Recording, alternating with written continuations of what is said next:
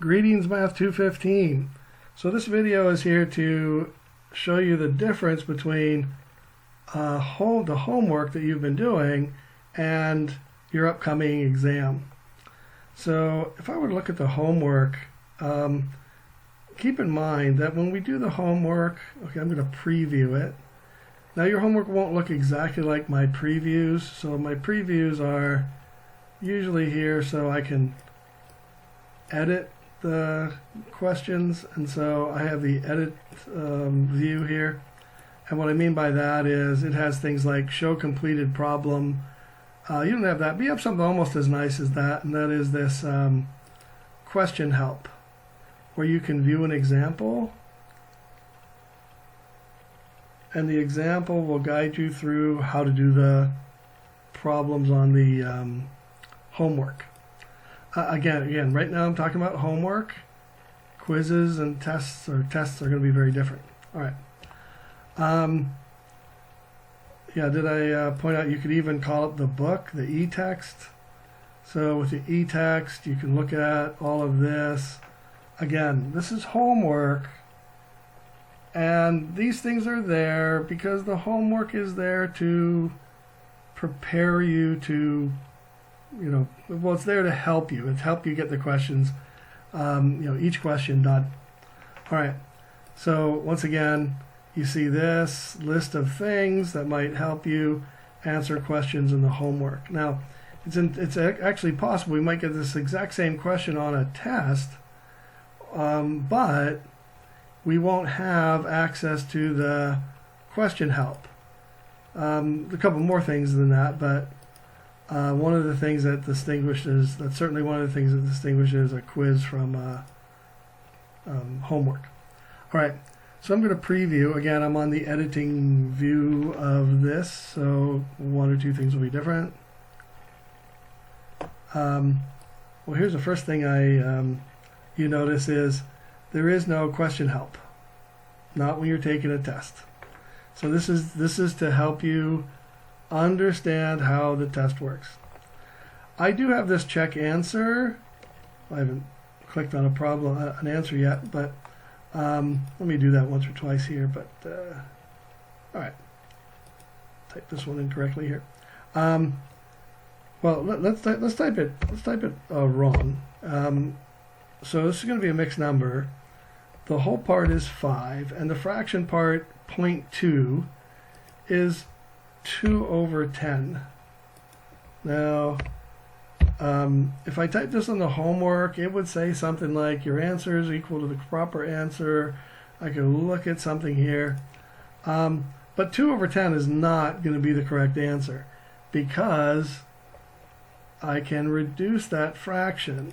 I'm just going to leave it there. You don't have this check answer, so I'm going to ignore it. But what do you have? All right. Well, you do have this clock. So I set the time for this sample quiz, the total time, to 30 minutes. Now, that should be plenty of time, and it should be realistic in terms of how it is related to the test. So this sample quiz only has 6 questions in it, and I gave you 30 minutes. The actual test is going to have 20 questions, and I set it for 2 hours. I'll get to that, but let's keep going. So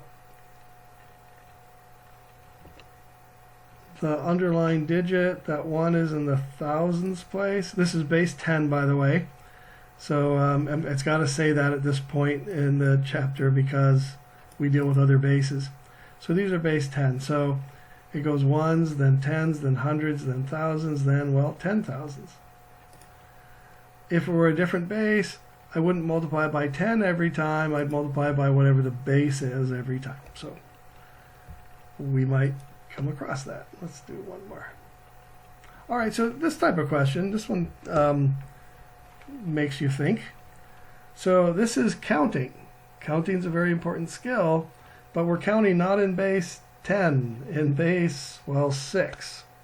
So to count in base 6, you have a 0, a 1, a 2, a 3, a 4, and a 5. Those are the only symbols you have. Now, by the way, this isn't the answer they wanted because they don't want me to start at 0.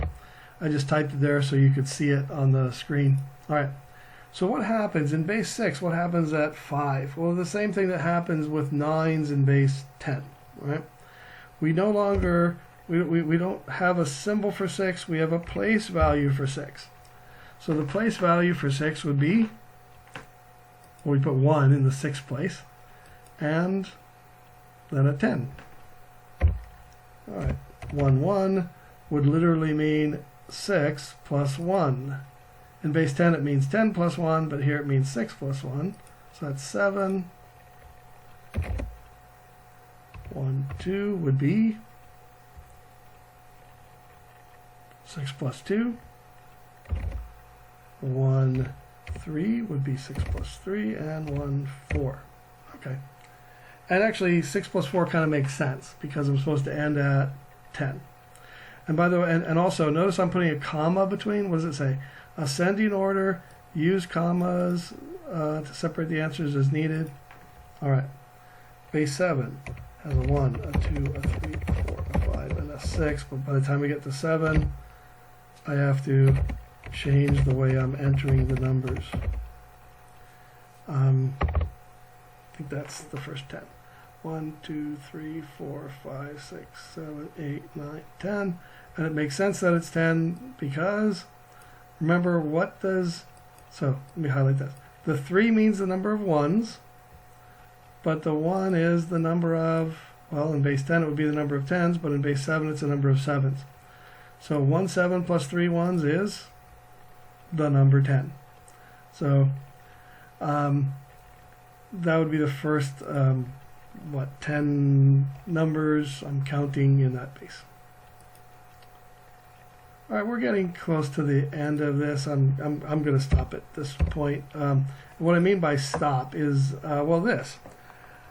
When you're finished with the quiz, you might have to open the window wide enough to see it, but you must click Submit Quiz. If you don't, everything's going to be kind of locked up for a little while, so definitely do this. Definitely click Submit Quiz.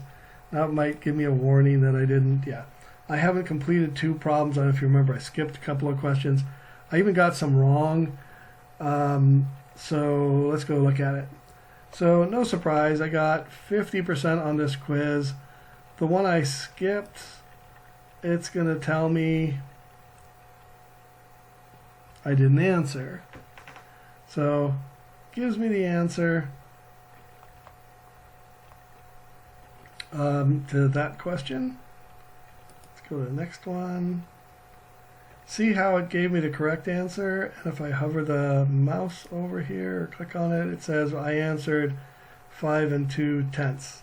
Now I understand 5 2/10 is equal to 5 1/5. And like I said, on the homework it might tell you something, but on the quiz it just grades it at the end and it grades your final answer.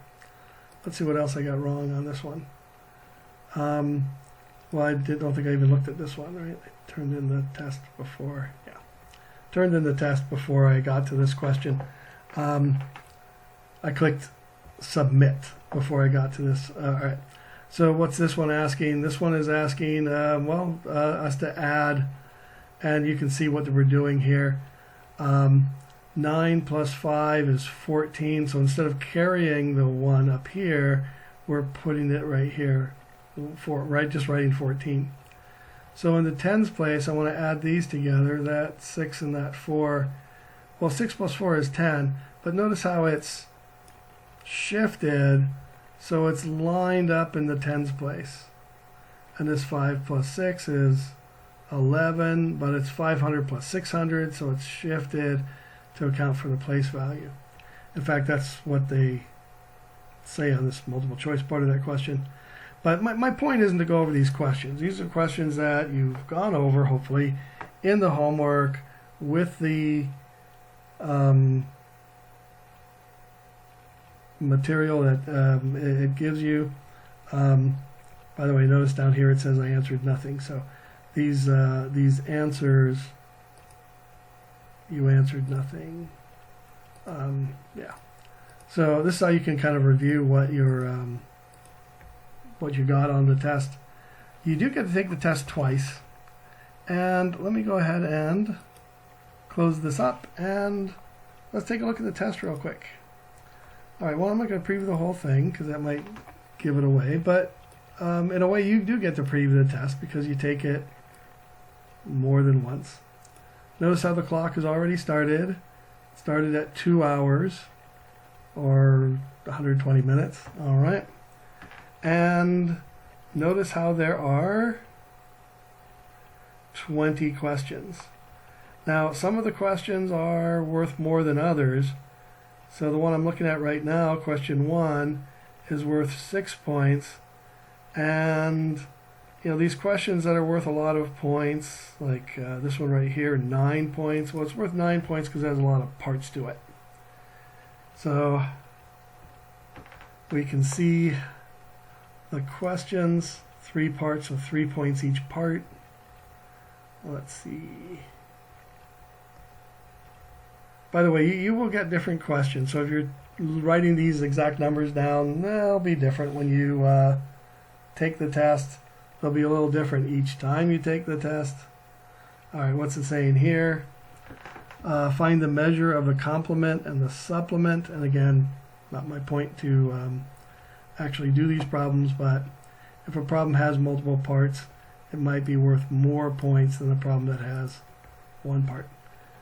So the test, to summarize, 20 questions, no question help, and at the end you must submit the test. Don't try to close the window without submitting the test. Definitely. If you start it, make sure you submit the test. All right. So hopefully that eases the transition from MyMathLab as a homework platform to MyMathLab as a testing platform. It really is going to feel like a test. I wish everybody the best of luck. I try to set it so it's reasonable in terms of having 2 attempts and the questions coming from the homework. But at the end of the day, you do have to do as well as you can on the tests. So good luck to everybody. That's our video for what it's like to take a test on the MyMathLab platform. And like I said, you can try with no penalty whatsoever the sample quiz because it's not graded. It's worth 0 points. Doesn't affect your grade. So definitely try that first. All right, once again, good luck everybody, and I'll see you in our next video.